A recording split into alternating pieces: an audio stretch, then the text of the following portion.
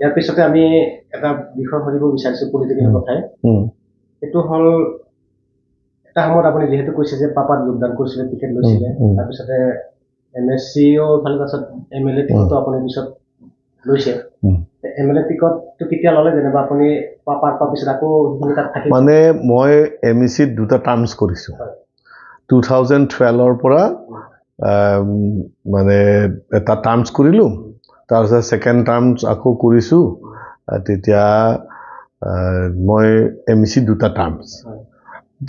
MEC কৰি থকাৰ সময়ত তেতিয়া মই প্ৰথম টাৰ্মছত মই EM কৰিছিলোঁ, দ্বিতীয় টাৰ্মছত মই MECয়ে থাকিছোঁ। তাৰপিছতে পিছৰ পৰ্যায়ত মই আকৌ MLA টিকেট মোক দিছে, তেতিয়া মই MLA কণ্টেষ্ট কৰিলোঁ লাষ্ট MLA ইলেকশ্যন। আপুনি MLA কণ্টেষ্ট কৰিলে বা নিৰ্বাচনী প্ৰচাৰত যেতিয়া আমিও লক্ষ্য কৰিছিলোঁ এজন সাংবাদিক হিচাপে, মই প্ৰত্যক্ষ কৰিছোঁ আৰু বহুত মানুহৰ পৰা শুনা পাইছিলোঁ, আৰু বাস্তৱত এতিয়াও মানে বহুতে কয় বা আমি পাইছোঁ, সেইটো হ'ল বেছিভাগ EM মন্ত্ৰী বিধায়কে মানে ফোন কৰা, তেওঁলোকক ফোন কৰিলে ৰিচিভ নকৰে, বা ৰিচিভ কৰাটো দূৰৰে কথা, কল বেকো নকৰে।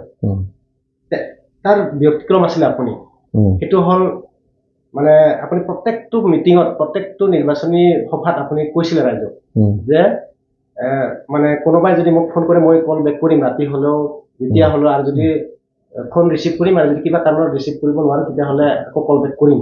সেই কথাটো এই আপোনাৰ বিগত 5 বছৰত সেইটো মানে মানি চলা যেন লাগিছে বা লাগে। আপুনি এই ক্ষেত্ৰত অনুভৱ আপোনালোকে কেনেধৰণে পাইছে এইটো আপোনালোকে গম পাব, ৰাইজে কি কেনেধৰণে মোক এইটো ক্ষেত্ৰত পাইছে ৰাইজে বিবেচনা কৰিব। কিন্তু মই পৰাপক্ষত ফোনটো মই ৰিচিভ কৰোঁ, আৰু কেনেবাকৈ যদি ফোনটো মই ৰিচিভ কৰিব যদি নোৱাৰিলোঁ, তথাপি মই কল বেকটো কৰোঁ। গতিকে এই ক্ষেত্ৰত মই মানে কোনোবা কাৰোবাৰ ফোন আহিলে বাজি থাকিলে মোৰ মানে সহ্য নহয়, মই ধৰাটো ধৰোঁ। গতিকে আৰু এটা কথা, মই বহুতে ফোনত মানে লগ নাপালেও আশা কৰি পেলাই মাত এটা হ'লেও, পৰামৰ্শ এটা হ'লেও বা কিবা এটা জানিবলৈ এইবিলাক ফোনৰ যোগেদি আমি বহুতো কথা আমি ৰাইজক আমি লগ নোপোৱাকৈ আমি বহুতো সমস্যাবিলাক সমাধান কৰিব পাৰোঁ। গতিকে এই ক্ষেত্ৰত ফোন ধৰাটো মোৰ কাৰণে বহুত ভাল, কাৰণ মই বহুতৰ লগত মই সম্পৰ্কবিলাক মই বা তেওঁলোকৰ সমস্যা সমাধানৰ ক্ষেত্ৰত মোৰ কাৰণে বহুত সহায় হয়।